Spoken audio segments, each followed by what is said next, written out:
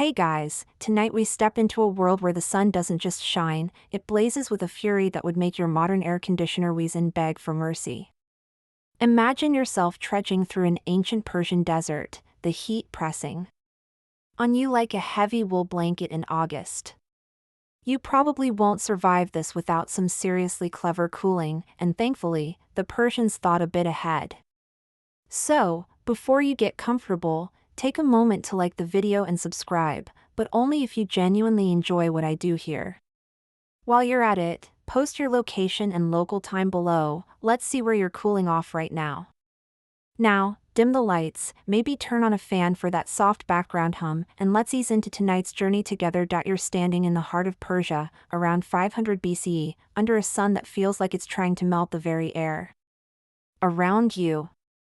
The sky is an unforgiving, cloudless blue, and the land stretches out in a dusty, sun-baked expanse. The term desert doesn't begin to cover the kind of relentless dryness you feel. The scorching days here can reach over 110 degrees Fahrenheit. That's 43 Celsius for the rest of the world, and nights aren't much better, often offering only a brief, slightly cooler reprieve. In this kind of climate, survival hinges on more than just grit. It demands innovation, but it's not just the heat that weighs on you. You notice the way the light bounces harshly off the sand, the way shadows are scarce and fleeting, and how every breath you take feels thick and dry. Your clothes stick to your skin, your throat feels parched, and sweat pours down your back like an uninvited waterfall. You realize that living here means enduring more than just sunburn and thirst. It's a daily battle with the elements, and yet, amidst all this, people live here. Cities rise from the desert floor, bustling with life and culture. The ancient Persians had to figure out how to build homes in towns that could stand against this furnace without modern technology. Spoiler alert, they were brilliant at it. Historians still argue whether the key to their cooling mastery was more in their architectural innovations or the clever use of natural resources. Either way, their solutions were surprisingly elegant and sometimes downright charming. For now, imagine stepping into one of these ancient homes. You cross a threshold and immediately feel the temperature drop, as if you've walked into a secret pocket of coolness. The walls are thick and solid, built from clay and straw, a combination that might not sound impressive, but it holds the secrets to a surprisingly comfortable indoor climate. These walls don't just sit there like bricks in a wall. They breathe. They soak up the heat of the day and release it slowly, keeping the inside cool when the outside is a blazing oven. The materials themselves have insulating properties that modern engineers still admire. Imagine being inside this adobe fortress, shielded from the desert's harsh glare, and feeling a gentle breeze slip past. Coaxed by the design of the house itself, you might chuckle to yourself thinking about the simple science behind it all: mud and straw, baked hard under the sun, acting like an ancient air conditioner. It's a reminder that sometimes the most brilliant inventions come not from complex machines but from a humble understanding of nature. At night, the desert cools down rapidly, and these thick walls help trap that coldness, so the indoors stay pleasant when the stars come out. It's like the house itself is a giant thermal battery, storing coolness for you to enjoy when the world outside starts to chill. But it wasn't just the walls that made life bearable here. The layout of the homes, the narrow winding streets of the cities, the placement of courtyards and gardens, all work together in a symphony of cooling. You'll meet some of these elements soon enough. For now, settle into the idea that these ancient Persians didn't just endure the heat, they embraced it with a mix of clever building, careful city planning, and a touch of poetry. Imagine the contrast. Outside, the sun rules with fiery authority, but inside, under clay walls and shaded courtyards, you find a sanctuary, a place where the air cools and life slows down. It's almost poetic, and yes, there's even some poetry about the desert breeze and the shade in Persian literature, which we'll visit later. For now, take a deep breath, maybe fan yourself gently, and imagine the kind of relief you'd feel stepping into one of these ancient Persian homes. You're about to see just how far human creativity can go when the stakes are simply survive or melt. Now that you're comfortably settled inside one of those thick-walled Persian homes, let's dig a little deeper into what makes those walls so special. You might think, mud and straw? That sounds like the kind of stuff you'd find in a kid's science project, not an ancient wonder of engineering. But hold on to your fan, because these materials are the unsung heroes of ancient climate control. You see, the Persians didn't just pile up dirt and call it a day, they engineered their walls with care, creating a natural fortress against the desert's fierce heat. Picture this: thick adobe walls, sometimes up to 2 feet wide, composed of sun-baked clay mixed with straw and other fibrous materials. This mix isn't just random, the straw acts like tiny rebar, reinforcing the clay and preventing cracks from spreading. The walls absorb the blistering heat during the day, but instead of letting that heat flood inside, they store it slowly and release it only after sunset, when the air is cooler. It's like the wall is holding on to the heat until the sun's gone to bed, giving you a cool, comfortable sanctuary throughout the day. Now, if you think this sounds like common knowledge, here's a quirky tidbit for you: the Persians actually used math to perfect these walls. Yep, they applied early geometric principles to determine the ideal thickness and height for maximum cooling efficiency. It's kind of hilarious to imagine an ancient architect scribbling formulas in the sand while sweating under the sun, but it shows just how serious they were about beating the heat. Historians still argue whether these construction techniques were developed through trial and error or guided by a formal body of knowledge passed down through generations. Either way, the results were impressive enough to inspire builders for centuries to come, but the walls weren't just about insulation. They were also designed to breathe. The porous nature of the clay allowed moisture to evaporate slowly, which created a natural cooling effect inside. This passive evaporation helped regulate indoor humidity, preventing the air from feeling like a dry, suffocating oven. You might wonder how this compares to modern materials. Funny enough, some sustainable architects today look back at adobe for inspiration because it's low-cost, eco-friendly, and surprisingly effective. Not bad for some mud and straw, right? And let's not forget the color of the walls, often a soft, earthy beige or warm terracotta. These colors weren't just for looks; lighter shades reflected more sunlight, helping to keep the exterior cooler. Meanwhile, the thick walls buffered temperature swings, meaning inside, you'd never feel the brutal heat that scorched the outside. By this point, you might be thinking about your own house, maybe considering replacing your air conditioner with a nice clay wall. While that might be a stretch, the lesson here is clear: nature, combined with a little human ingenuity, can solve even the stickiest problems. But there's one more clever twist the Persians added to their homes, something you might have seen in pictures of traditional Middle Eastern houses: small openings and vents placed high on walls or near the roofline. These weren't just for decoration. They acted as natural exhausts, letting hot air escape while cooler air was drawn in through lower openings. It's a simple principle, but when combined with thick walls, it created a comfortable, breezy environment without a single fan blade. Interestingly, some archaeologists have found that the Persians even experimented with different wall compositions depending on the season.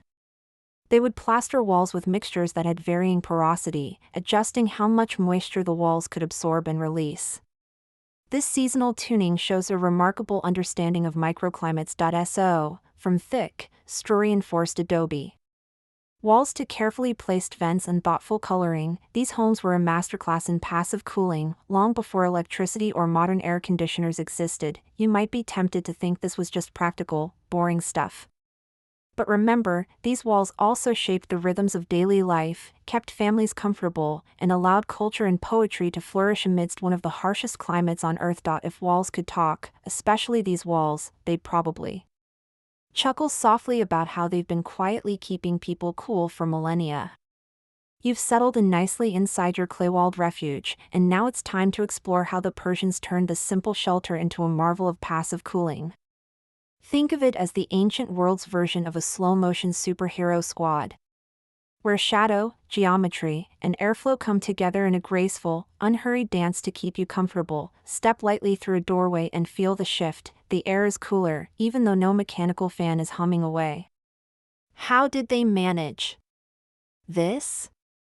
The secret lies in the way these homes were designed to manipulate the natural environment, using the building's shape and placement like instruments in an orchestra. One of the key players is the careful use of shadows.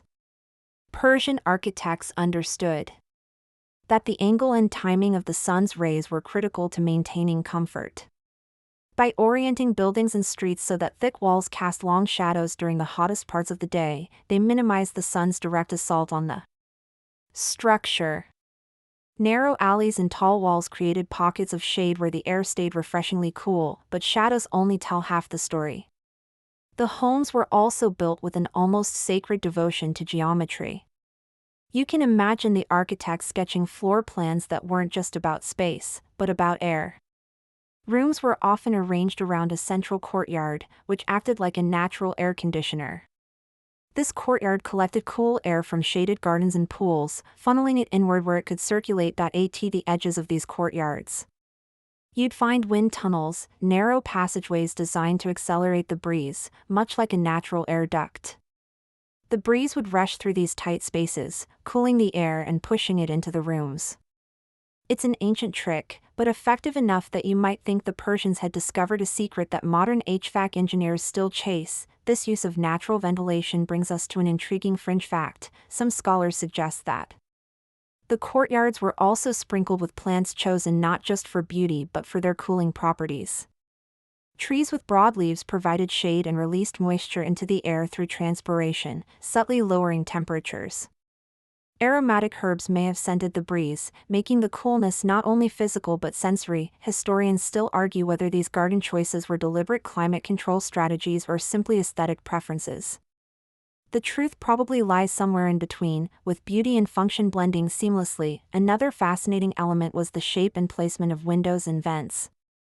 Unlike the large, open windows we think of today, Persian homes often featured small, high-set openings that minimized direct sunlight while maximizing airflow. These vents were sometimes fitted with wooden lattices or screens, letting in air while blocking out the harshest rays. This design wasn't just practical, it also preserved privacy, which was an important cultural value. Imagine sitting comfortably in your cool room, knowing that the sun's heat is blocked and the street's prying eyes are kept at bay. As you explore the rooms, you might notice the ceiling heights changing too. Taller ceilings allowed hot air to rise above the living space, while lower levels stayed cooler for those lounging or sleeping below. It's a subtle use of convection currents, turning the house into a kind of natural air cycle. And here's a little architectural joke for you. These homes were basically designed to keep the heat above your head, and, judging by their success, the heat probably stayed there grudgingly, like a guest who's overstayed their welcome. This slow, unforced orchestration of shade, wind, and space created an environment where you could live comfortably, even under the relentless sun. No buzzing machines, no electric bills, just the quiet hum of the desert wind and the cool relief of a home that knows how to breathe. So next time you're sitting in a modern air-conditioned room, remember the Persian architects who, without electricity or ductwork, crafted spaces that coaxed comfort from the bare essentials: earth, air, and a touch of geometric magic. Now, imagine following a shadowy, whispering tunnel that winds deep beneath the sun-baked earth, a cool, damp refuge hidden from the scorching desert above. This is the Kanat, one of Persia's most ingenious inventions, and it's not just a water delivery system but a crucial player in their ancient cooling game. As you step closer, the air grows noticeably cooler and damper, and you realize this subterranean marvel quietly shifts the balance between heat and chill in ways that still fascinate historians today. A Kanat is essentially a gently sloping underground channel dug to tap into aquifers or water sources in the hills and carry fresh water down to arid regions without the need for pumps. But its role in climate control is a masterstroke of natural engineering. As the water flows silently through these tunnels, it cools the surrounding earth, creating a cool microclimate that can be harnessed in homes and gardens. You might be surprised to learn that Kanats often run underneath entire villages and cities, with their ventilation shafts piercing the surface like discrete chimneys. These shafts allow hot air to escape from underground tunnels, while cool air sinks down, maintaining a steady airflow.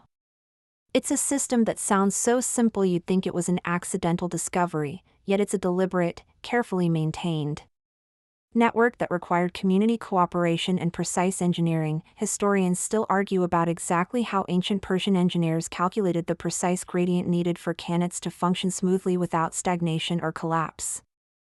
Some evidence suggests they used rudimentary surveying tools and an intuitive understanding of terrain that rivals modern methods. The cool air from cannons was often directed into houses and public spaces, especially in cities like Yazd and Kashan, where the relentless desert sun could otherwise make life unbearable. The fresh water itself was a precious resource, but the side benefit of cooling the environment made cannons a cornerstone of Persian urban life. Walking through a cannon shaft might be an eerie experience, dimly lit, moist, and cool. It's like entering a secret vein of life beneath the desert. You can almost hear the faint trickle of water and feel the moisture lingering in the air, a stark contrast to the dry heat just a few feet above. Interestingly, some cannons ended in open air basins or gardens, where the evaporative cooling effect of water combined with shade to create small, lush oases. These spots became social hubs, cool retreats where people could escape the heat and exchange news or poetry. One quirky detail: some cannons were so long they stretched for miles, requiring maintenance crews to crawl through the tunnels regularly, armed with lamps and tools, making sure the water flowed and the structure remained sound. It's a testament to the human effort behind this natural cooling miracle. The cannon's role in cooling also fed into another Persian innovation, the windcatcher. By directing cool underground air up through vertical shafts connected to windcatcher towers, they amplified the cooling effect, creating a steady breeze that could circulate through rooms without opening doors or windows to the harsh desert. You might find it charming to think of these cannon systems as the ancient world's version of underfloor heating, but in reverse: instead of warming, they chilled. Quietly working beneath your feet, this underground water network shows how the Persians didn't just adapt to their environment, they worked in harmony with it, harnessing hidden resources to make life not just possible, but comfortable. So, next time you feel the cool rush of air from a basement vent or AC duct, remember the cannon engineers who dug deep under the desert, turning water and earth into nature's own air conditioning system. You're standing outside, eyes tracing the towering silhouette of a badger, the Persian windcatcher, rising like a silent sentinel against the blazing sky. This isn't just a fancy architectural flourish, it's the heart of a natural ventilation system that's been cooling homes for over 2 millennia. You can almost hear the desert wind whispering through its narrow shafts, beckoning you inside to experience the coolest air this side of the Silk Road. The windcatcher, or badger in Persian, is essentially a tall chimney designed to capture even the faintest breeze and funnel it down into the heart of the building below. It's a simple but genius concept: catch the wind above, channel it through ducts, and release it into living spaces where it refreshes the air and cools the inhabitants. In the blistering heat of the Persian summer, this gentle breeze is pure relief. You might smile at the idea that these towers, sometimes adorned with intricate latticework and decorative features, are actually functioning air conditioners with style. They come in various shapes: single, double, or even multiple vents, depending on local wind conditions. Some even face multiple directions, ready to catch any passing gust. It's like the ancient Persian version of a weather app, but purely mechanical and silent. Historians still argue whether the earliest windcatchers were first developed in Persia or if similar designs popped up independently in other Middle Eastern cultures. What's clear is that the Persians perfected the technique and integrated it into cityscapes, turning their homes into breathing, living structures. The magic happens inside.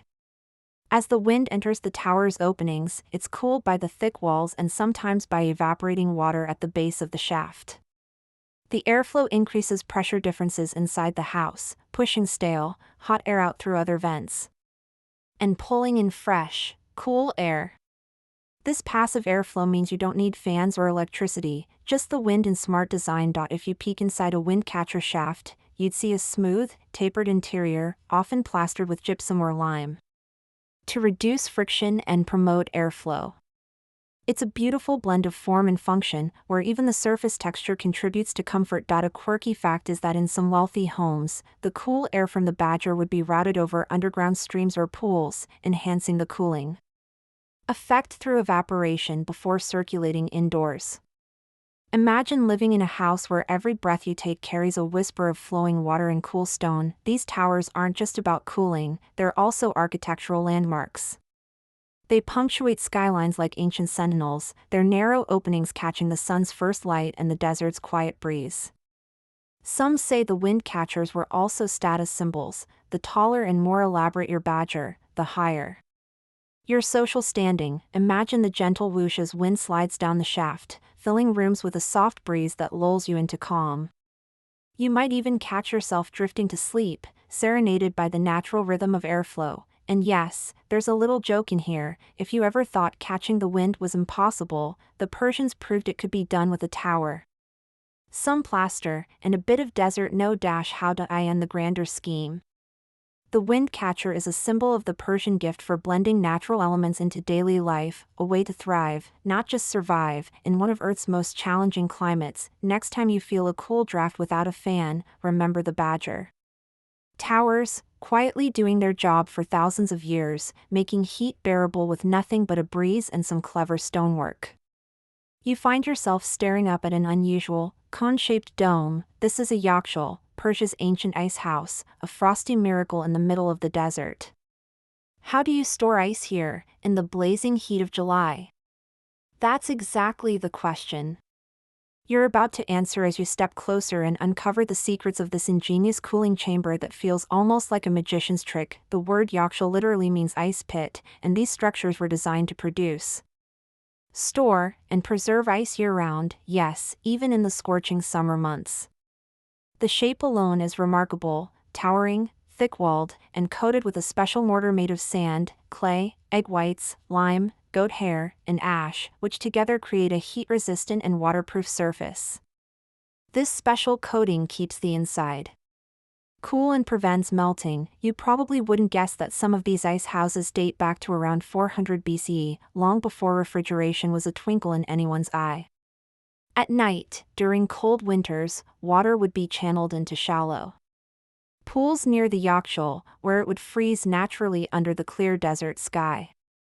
Then, the ice was carefully stored inside the dome, protected from the sun's heat by those thick, insulating walls. Historians still argue whether the ice was only harvested seasonally or if some yakshals employed early methods to create ice using evaporative cooling and clever airflow. Either way, the ice inside lasted well into the summer, supplying Persian cities with a precious commodity used for food preservation, cooling drinks, and even medical uses. Here's a quirky fact you might enjoy: some yakshals were so efficient that they could store enough ice to fill an entire caravanserai's needs for months, supporting travelers and merchants in the desert heat. Imagine sitting in a tea house, sipping cool beverages made possible by ancient ice harvested under starlit skies. The dome shape wasn't just about beauty or strength, it was functional. The high, tapering form helped heat rise and escape, while the underground storage chambers remained blissfully cool.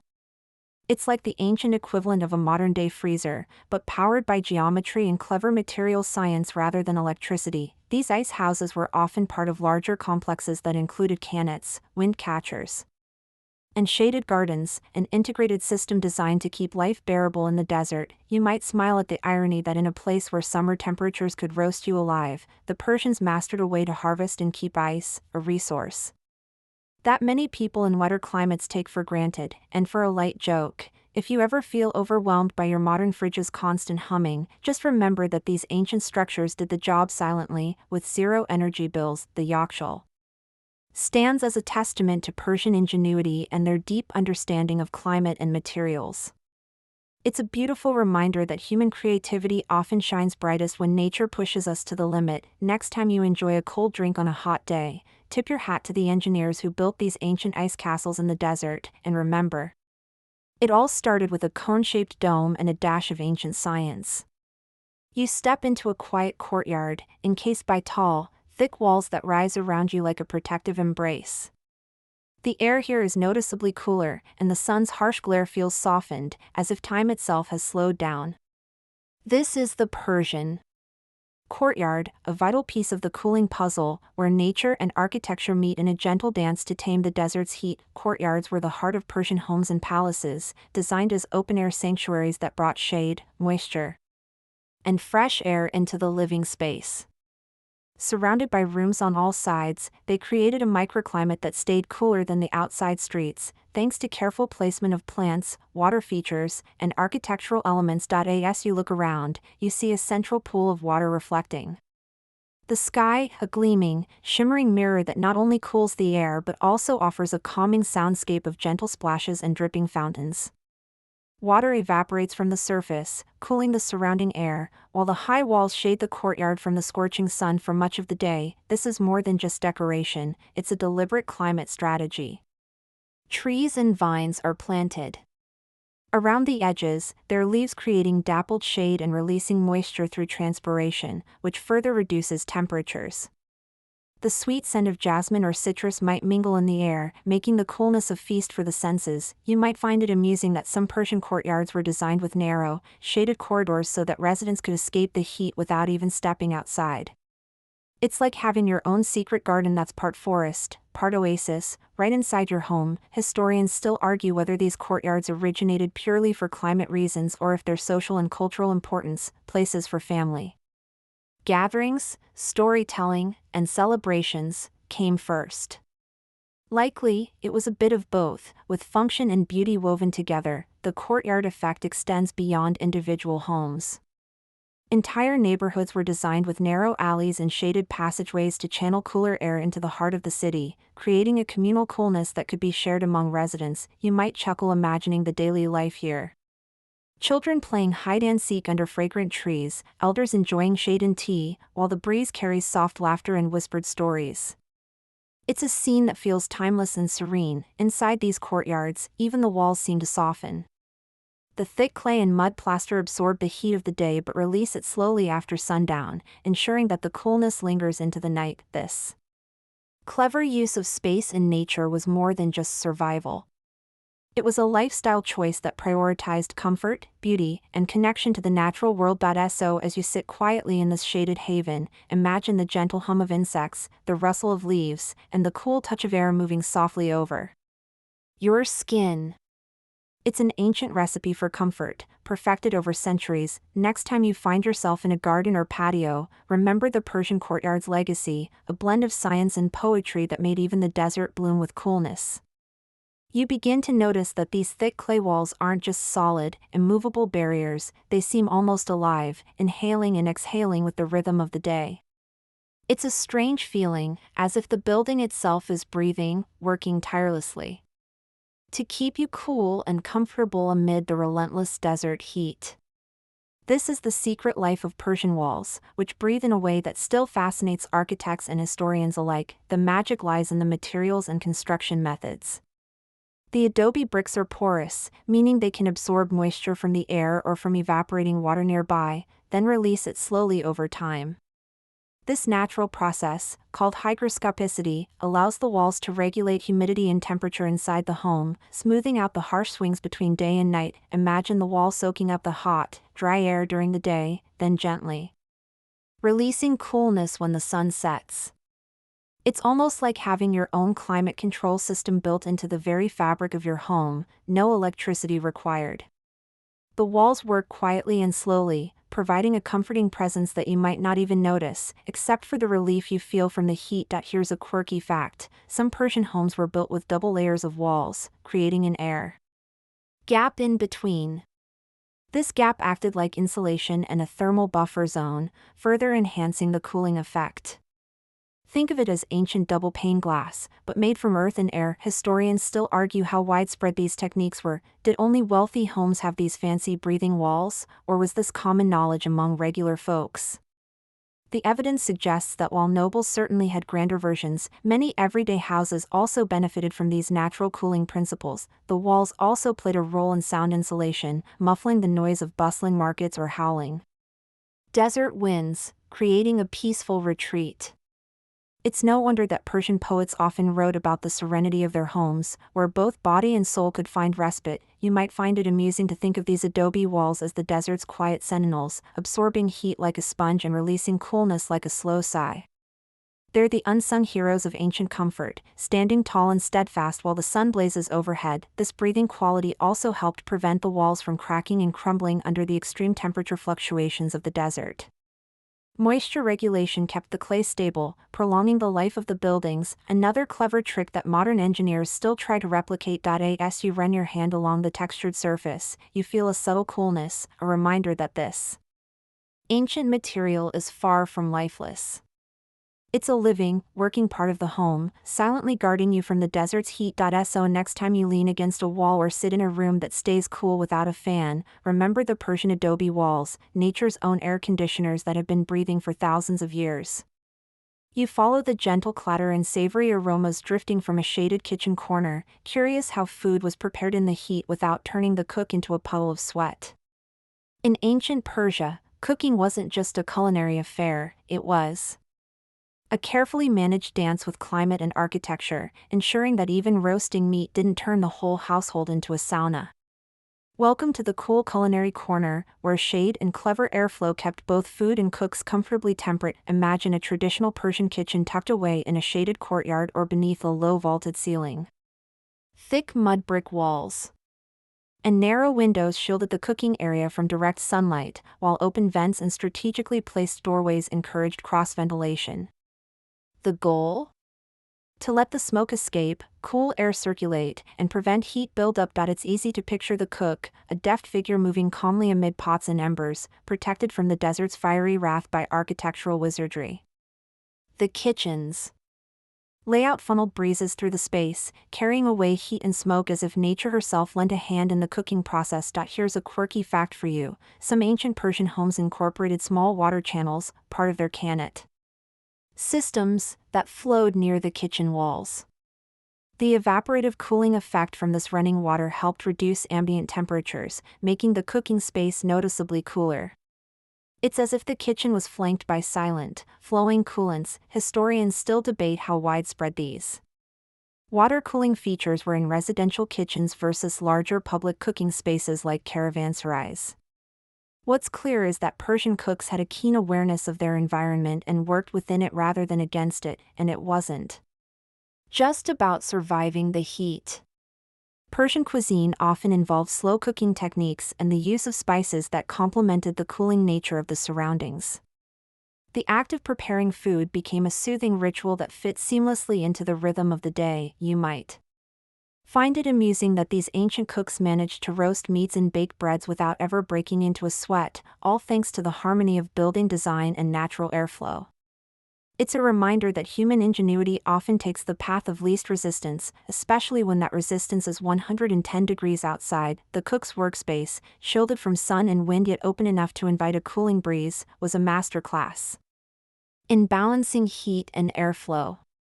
Narrow openings at the top and bottom of walls created convection currents, whisking away hot air and drawing in fresh, cooler air. Beyond the kitchen, this principle extended to entire homes and public spaces, ensuring comfort without a single modern appliance. The Persian approach to domestic architecture was holistic, blending function, form, and the natural world into a seamless living experience. So next time you savor a slow-cooked meal in a cool kitchen, tip your hat to the ancient Persian cooks, who mastered the art of culinary comfort long before air conditioners existed. They knew that a good meal was best enjoyed in a place where the air itself was a friend.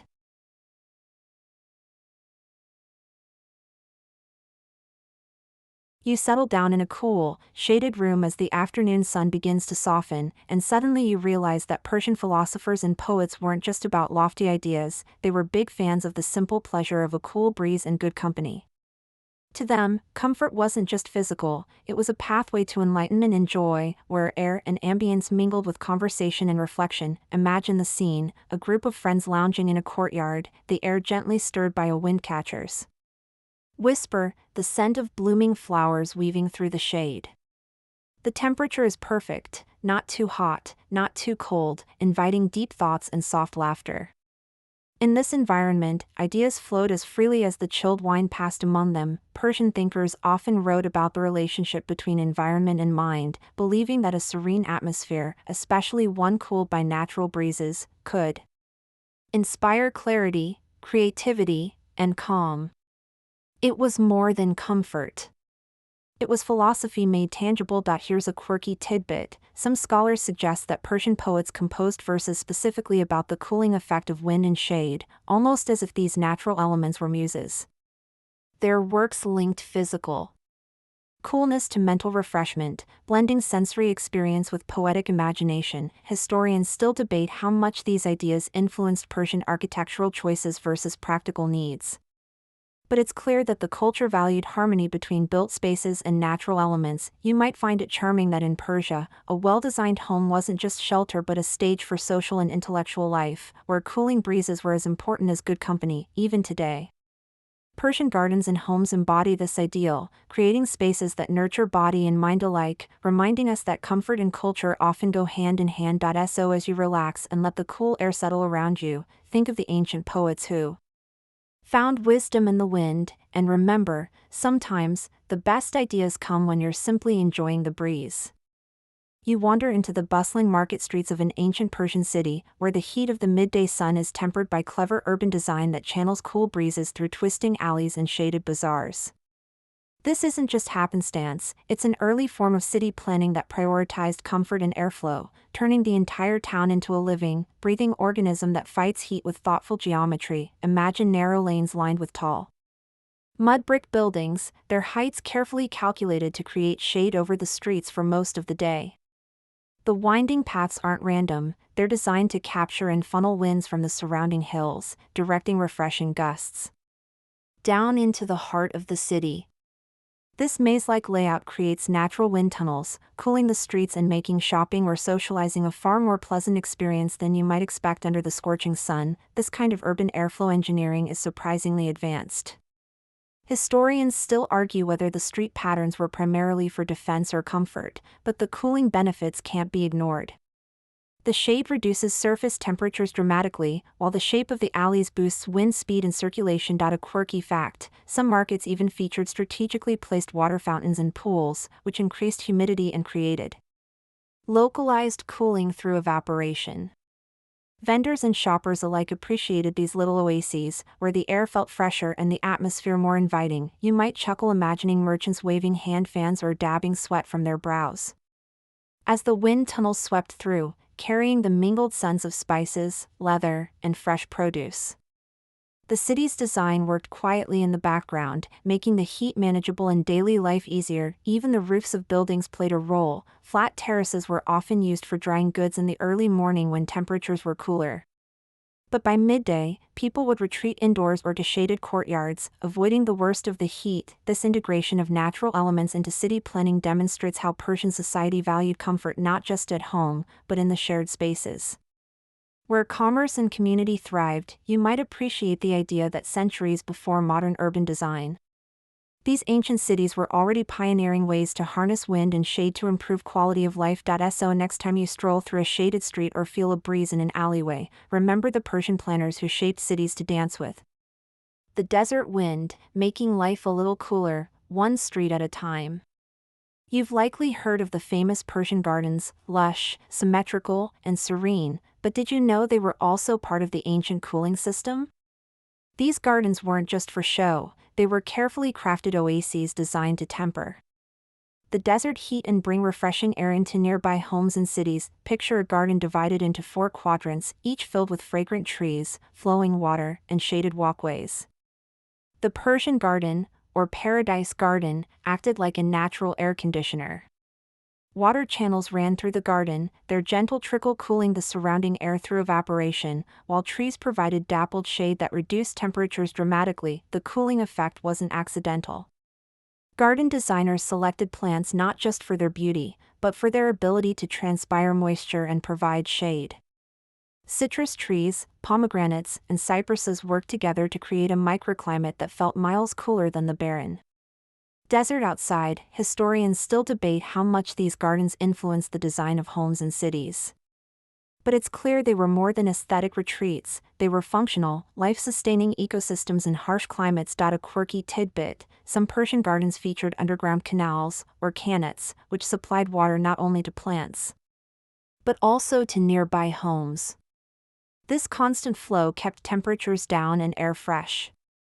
Think of it as a shared cooling system connecting nature and architecture. You might find it charming that these gardens became symbolic of paradise on earth, partly because they offered physical relief from the desert's unforgiving heat.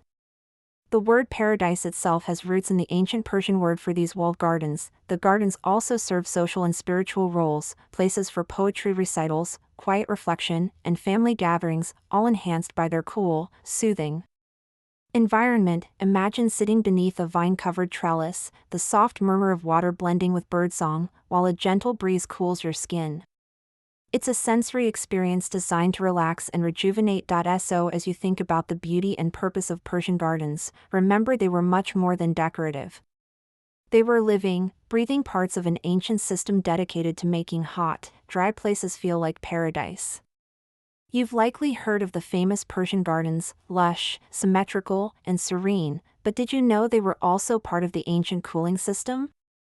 These gardens weren't just for show, they were carefully crafted oases designed to temper the desert heat and bring refreshing air into nearby homes and cities. Picture a garden divided into 4 quadrants, each filled with fragrant trees, flowing water, and shaded walkways.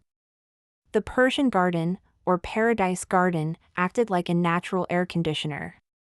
Water channels ran through the garden, their gentle trickle cooling the surrounding air through evaporation, while trees provided dappled shade that reduced temperatures dramatically. The cooling effect wasn't accidental. Garden designers selected plants not just for their beauty, but for their ability to transpire moisture and provide shade. Citrus trees, pomegranates, and cypresses worked together to create a microclimate that felt miles cooler than the barren desert outside. Historians still debate how much these gardens influenced the design of homes and cities.